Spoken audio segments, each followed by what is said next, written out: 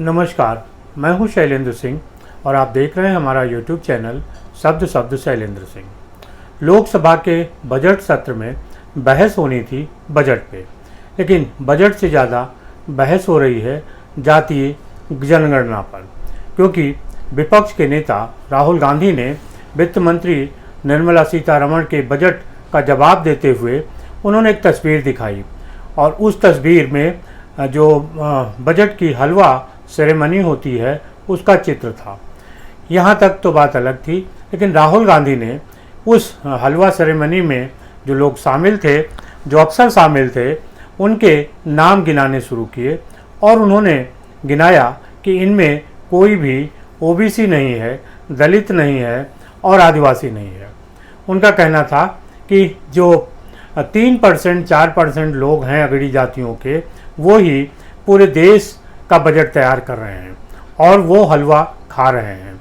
इस बात को लेके पूरे सत्ता पक्ष और विपक्ष के बीच तलवारें खिंच गई, हंगामा होने लगा और बात होते होते जातीय गणना से आगे बढ़ के जाति पे पहुंच गई। विपक्ष के नेता राहुल गांधी को जवाब दे रहे थे केंद्र के मंत्री अनुराग ठाकुर। अनुराग ठाकुर ने कहा कि बहुत सारे ऐसे लोग हैं जो जातीयता की बात करते हैं, जो जातीय जनगणना की बात करते हैं, लेकिन उन्हें खुद अपनी जाति का पता नहीं है। इस बात को लेके हंगामा हो गया और राहुल गांधी ने कहा कि मुझे गाली दी गई है। अखिलेश यादव जो समाजवादी पार्टी के नेता हैं, उन्होंने कहा कि किसी की सदन में जाति कैसे पूछी जा सकती है। उसके बाद सत्ता पक्ष ने ये कहना शुरू किया कि जब बिना जाति पूछे किस तरीके से जातीय जनगणना होगी, यानी कुल मसला मिला के जातीय जनगणना पर टिक गया और सवाल आ गया ओबीसी का। फिर ओबीसी के सवाल को लेके क्या राहुल गांधी कुछ सोच रहे हैं? दरअसल ये जो पूरी कवायद है, इसके पीछे सिर्फ ये मकसद नहीं है हंगामा करना। निश्चित तौर पे इसके पीछे राहुल गांधी का एक बड़ा मकसद है और वो मकसद है कि जातीय जनगणना का जो बिल है वो विपक्ष पारित कर दे। असल में राहुल गांधी को डिफरेंट राजनीति कर रहे हैं और लोकसभा में वो अलग तरीके का एक पार्टिसिपेशन दिखाना चाहते हैं। कांग्रेस की जो भूमिका रही विपक्ष की, वो एक तरीके से सकारात्मक नहीं रही है। उन्होंने नकारात्मक राजनीति शुरू की है और इसमें सबसे पहले एक ये भ्रम फैलाया गया कि जो सरकार है एनडीए की, जिसके प्रधानमंत्री हैं नरेंद्र मोदी, वो पूर्ण बहुमत की सरकार नहीं है। कांग्रेस और विपक्षी दल ये मानने को तैयार नहीं है कि जनता ने भारतीय जनता पार्टी को जनमत दिया है सरकार चलाने का, लिहाजा वो सरकार को मान ही नहीं रहे हैं। यही कारण है कि जब प्रारंभिक सत्र में प्रधानमंत्री नरेंद्र मोदी ने 2 घंटे से अधिक का समय भाषण दिया, तो पूरे समय उनका वॉकआउट किया गया, उनका विरोध किया गया। अब दूसरा सत्र है जो बजट सत्र है, बजट सत्र में भी उसी तरीके की हालत खड़ी हो गई है। बजट पे बात करने की जगह जातीय जनगणना पे बात हो रही है। इसके पीछे का मकसद ये है कि जातीय जनगणना का बिल किसी दिन विपक्ष लाएगा और फिर उसे पारित करा देगा। विपक्ष का कहना है कि 236 हमारे सांसद हैं तो 240 भारतीय जनता पार्टी के हैं। ऐसे में उनके पास कोई बहुमत नहीं है और लिहाजा उनके पास खुद बहुमत है, वो ये बिल पास करा सकते हैं। राहुल गांधी ने भाषण देते समय कहा भी कि विपक्ष यहीं पर इस बिल को पास करके दिखाएगा। ये उसकी एक पृष्ठभूमि तैयार हो रही है। असल में ओबीसी की जो राजनीति है, उसके जरिए सत्ता हासिल करने का एक मकसद कांग्रेस का है। कांग्रेस को लगता है कि ओबीसी और दलित अगर उनके साथ खड़े हो जाएंगे तो उनको सरकार बनाना आसान है। इसीलिए जब बिहार में जातीय जनगणना की बात उठी थी तो राहुल गांधी ने उसे खुद एक मुद्दा बनाया और इंडिया गठबंधन के तरफ से इस मुहिम को आगे बढ़ाया। इंडिया गठबंधन की सरकार नहीं बनी, उसके बाद सरकार बनी एनडीए की और एनडीए की सरकार में भी विपक्ष और राहुल गांधी इस मुद्दे को सामने रखना चाहते हैं। इसी से ये बात समझ आ रही है कि किसी दिन विपक्ष जो जातीय जनगणना का बिल है उसे पास करा देगा अपने सांसदों के साथ और ये कहा जाएगा कि विपक्ष ने पास कर दिया है तो अब उसे सत्ता पक्ष क्यों रोक रहा है। ये उनकी रणनीति है। अगर ओबीसी पॉलिटिक्स को देखें तो इसमें दो महत्वपूर्ण बिंदु हैं।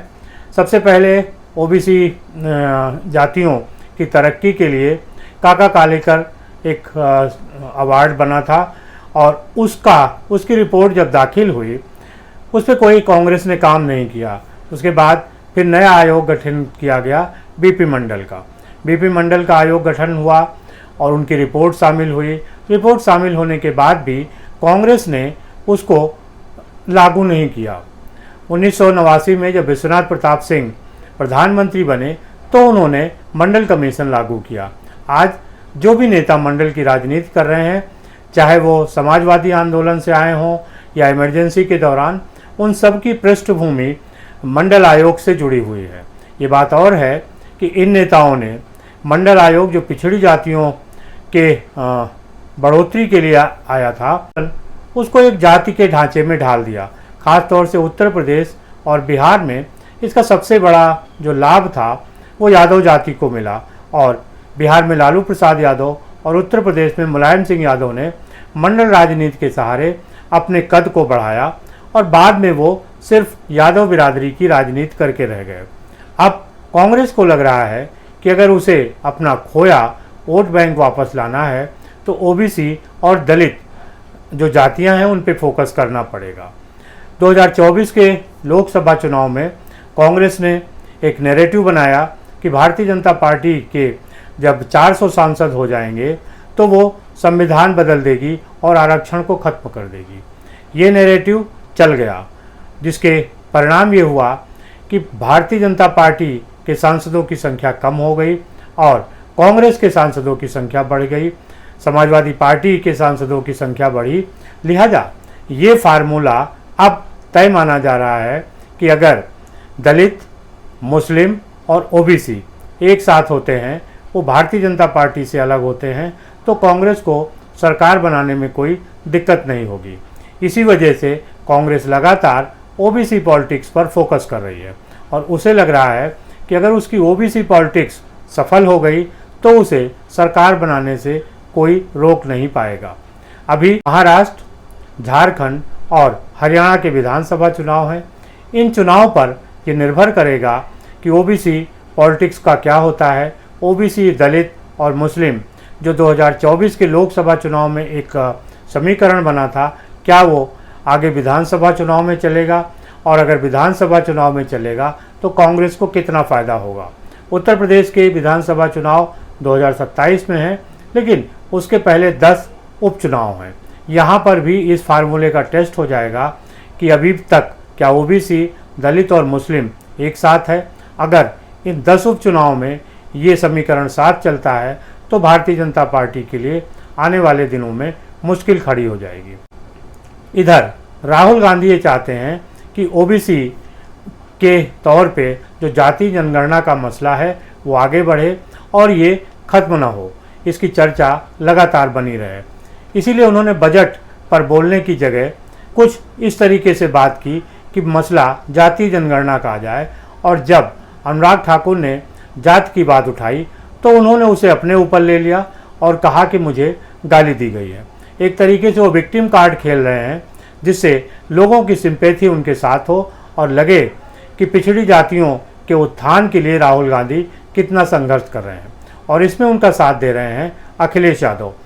जात की बात पर अखिलेश यादव ने काफ़ी गुस्से में कहा कि जात कैसे पूछी जा सकती है। अब सवाल ये उठता है कि जब अखिलेश यादव कई बार अपने प्रेस कॉन्फ्रेंस में कई पत्रकारों के कपड़ों के रंग देखकर बता चुके हैं कि वो किस जाति के हैं और किस विचारधारा के हैं। इसके बाद अखिलेश यादव ने पीडीए बनाया, जिसका मतलब है पिछड़ा, दलित और अल्पसंख्यक, वो भी जाति से जुड़ा हुआ है। तीसरी बात, जो चुनाव हुए उनमें सबसे पहले जातीय समीकरण देखे जाते हैं। उसके बाद भी राहुल गांधी और अखिलेश यादव दोनों का कहना है कि जात की बात मत करो। अगर सवाल उठता है कि अगर जात की बात नहीं होगी तो जातीय जनगणना कैसे होगी। राहुल गांधी 2014 से पहले कांग्रेस ने जो किया है उस सबको भूल जाना चाहते हैं। क्योंकि वो ऐसे काम हैं जिन पे कि उंगलियां उठती रही हैं। जैसे मंडल आयोग की बात है, मंडल आयोग न लागू हो इसके लिए जो बात राजीव गांधी ने कही वो लोकसभा में दर्ज है। अब जिस एक समय राजीव गांधी के समय, इंदिरा गांधी के समय जो कांग्रेस की विचारधारा थी वो मंडल सिफारिश न लागू करने की थी, मंडल रिपोर्ट को उन्होंने लागू नहीं किया, यानी पिछड़ों के साथ उनका एक अलग व्यवहार था। लेकिन अब राहुल गांधी उस रिपोर्ट को भी लागू कराना चाहते हैं, जाति जनगणना भी कराना चाहते हैं और ओबीसी पॉलिटिक्स करना चाहते हैं। राहुल गांधी का ये मानना है कि 2014 से पहले कांग्रेस ने जो भी किया उससे उनका कोई लेना देना नहीं है। और दूसरी तरफ भारतीय जनता पार्टी है जो उनको ये याद दिलाती है कि उनके परिवार के लोग जो प्रधानमंत्री रहे, जिन्होंने कांग्रेस चलाई है, उनका दलित और पिछड़ों के साथ किस तरीके का व्यवहार रहा है।